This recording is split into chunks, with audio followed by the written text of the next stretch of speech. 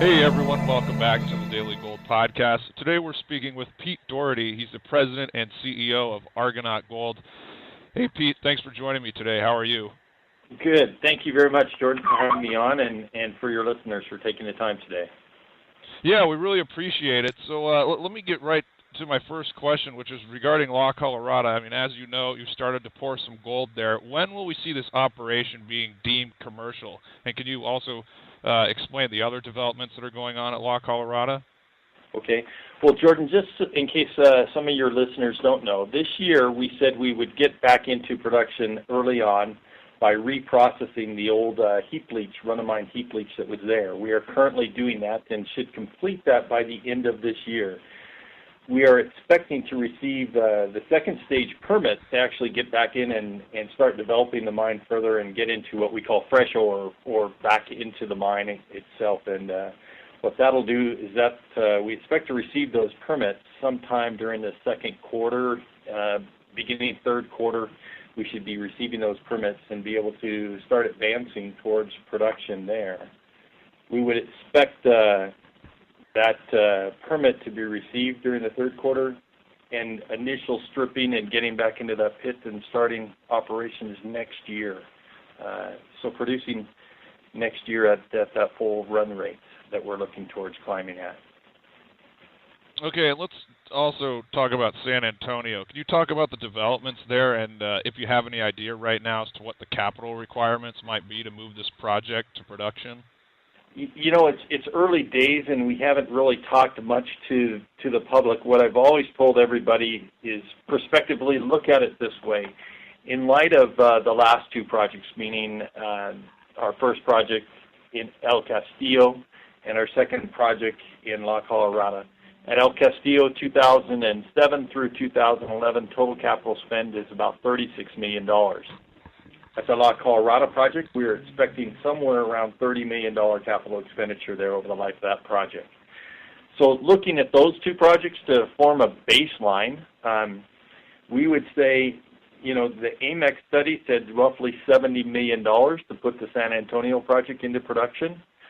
We would say it's, you know, I mean, we hope to be able to improve upon that, but we would say, you know, we know it's going to be at least $36 million because that's what we spent on the past two.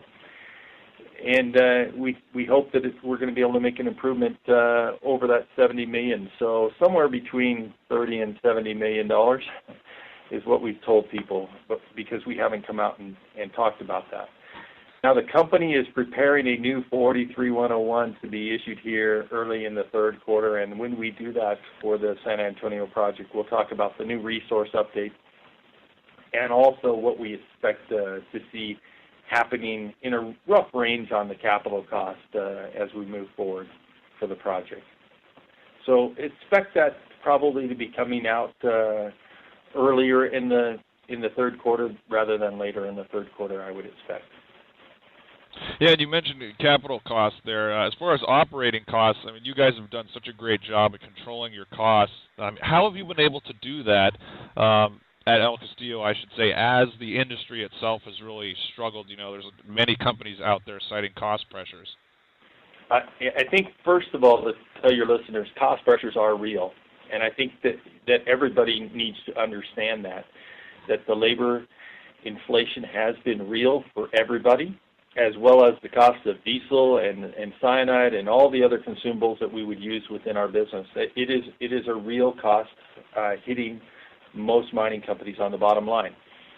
The way that we have been able to overcome and mitigate part of those rising cost pressures have been twofold. One, we have instilled within our group of people this idea of becoming better each and every day at work, looking at how we do our jobs to see if we can make improvements. Secondly, by increasing the throughput overall in the project, we can lower the impact of the fixed costs and therefore reducing some of the costs. And the third thing is to enter into long-term agreements, multiple-year agreements instead of just single-year agreements where you can mitigate some of these cost pressures over time.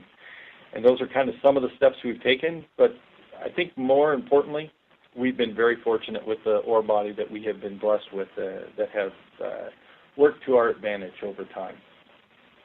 But it really boils back to the people managing the process, and we have some very good people on site.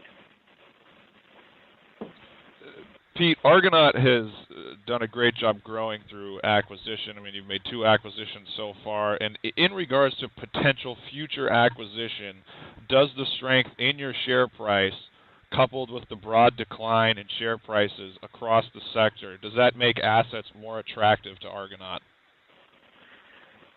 I think we look a little bit differently than just, the performance of one company versus another company per se. I think that right now, when we look at the sector as a whole, with the depression that we see in the constriction in the net asset valuations on the companies, we see more opportunities out there today than we may have seen a year ago.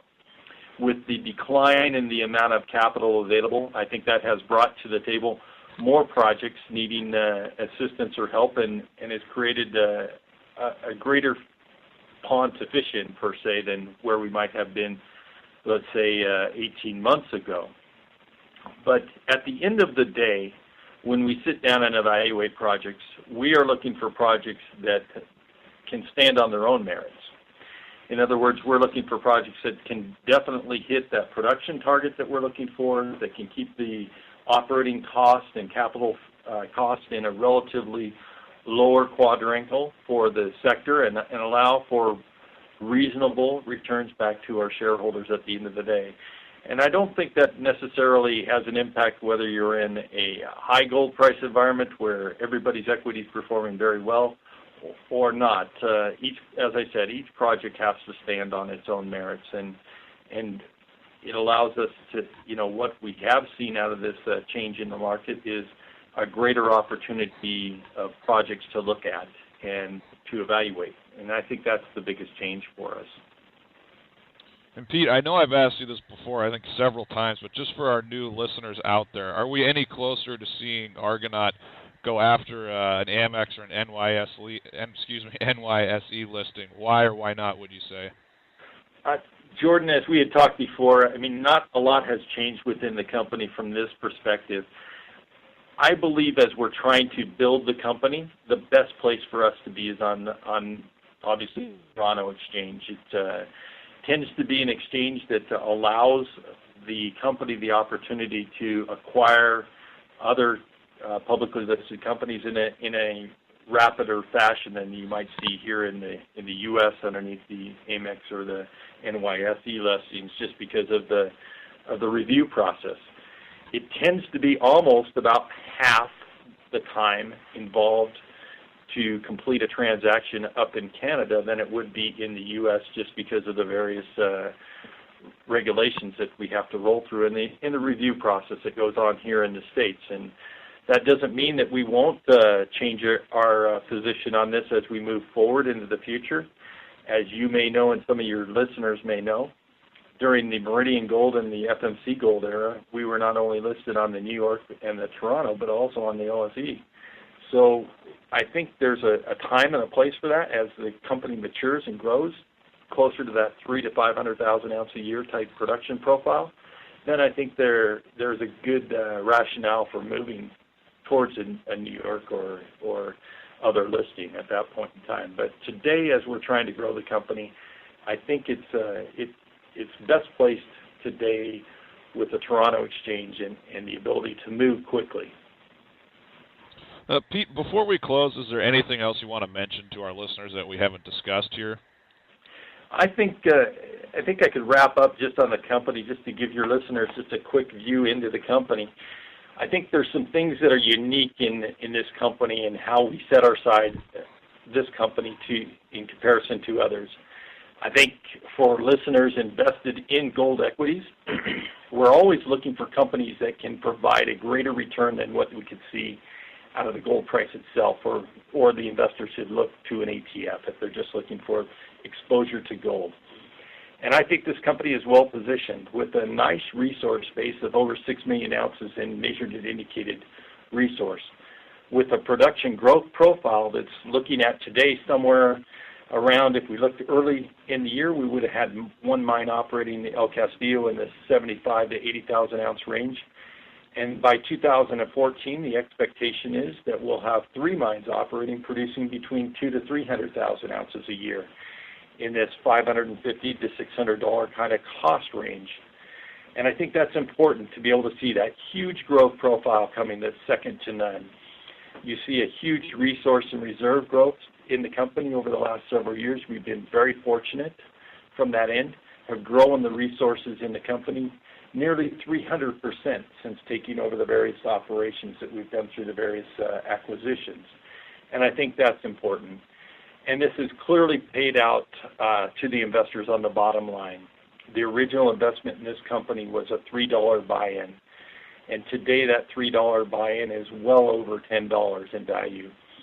While during that same 2-year time frame, we've seen gold rise roughly around 30%, and obviously the gold equities haven't, as a whole, have not performed quite to that level, but we have held in well, and we're just getting going. This is a management team that's trying to recreate what it had done before in the past 2 companies, and is excited about our opportunities as we look to the future. I think the last thing that differentiates us from a lot of companies is, as we look to the future, the warrants that were issued on the initial IPO will be coming due at the end of the year and increase the treasury of the company by nearly $115 million, therein providing a next catalyst for acquisition or for expansion growth within the company. So I would say we're fully funded. We have a nice reserve base and production that is growing significantly over the near-term future. Well, Pete, congratulations on your great success so far. I and other shareholders and listeners were looking forward to the future, and I wish you all the best and continued success. Okay, thank you very much, and thank your listeners and our shareholders who have been there and supported us. And we look forward, as I believe the future is bright, and Argonaut has quite a few things that are looking up as we look to the future.